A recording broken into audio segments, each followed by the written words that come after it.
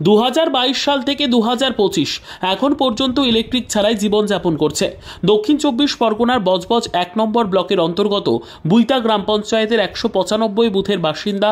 গত 2022 সাল থেকে 2025 এখন পর্যন্ত ইলেকট্রিক ছাড়াই জীবনযাপন করছে। প্রচণ্ড গরমে মানুষ সেখানে একদিন 1 ঘন্টা কারেন্ট অফ থাকলে সহ্য করতে পারে না। সেখানে বছরের পর বছর এভাবে দিন কাটাচ্ছেন জিয়াউল হক এবং তার পরিবার। জিয়াউল হকের বাড়িতে আগে কারেন্ট ছিল।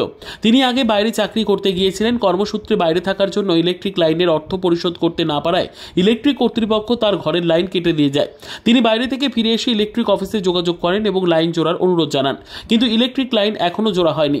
কেন হয়নি, কেন হচ্ছে না, তার সঠিক উত্তর তিনি আজও পর্যন্ত পেলেন না। স্থানীয় পঞ্চায়েত সদস্যকে জানিয়েও বিষয়টা কোনো কর্ণপাত করেনি কেউই, এমনটাই অভিযোগ করছেন শেখ জিয়াউল হক এবং তার পরিবার। গত 24শে জুলাই পঞ্চায়েত প্রধান একটি আলোচনার মাধ্যমে সমস্যার সমাধানের চেষ্টা করলেও কোনো সুরাহা হয়নি। স্থানীয় সদস্যের বিরুদ্ধে তিনি ক্ষোভ উগরে দিলেন। তিনি আরও জানান, এই বিষয়ে সদস্যকে একাধিকবার জানানো হলেও তিনি কোনো পদক্ষেপ নেননি। এই প্রচণ্ড গরমে তিনি এবং তার পরিবার অতি কষ্টে জীবনযাপন করছেন। কবে বিদ্যুৎ লাইন পাবেন সেটা নিয়েও পুরস্কার নন। এই গরম থেকে বাঁচতে তাই প্রশাসনের দৃষ্টি আকর্ষণ করতে চাইছে। পঞ্চায়েত সদস্য বা প্রধানকেও কোনো উত্তর দেননি ক্যামেরার সামনে।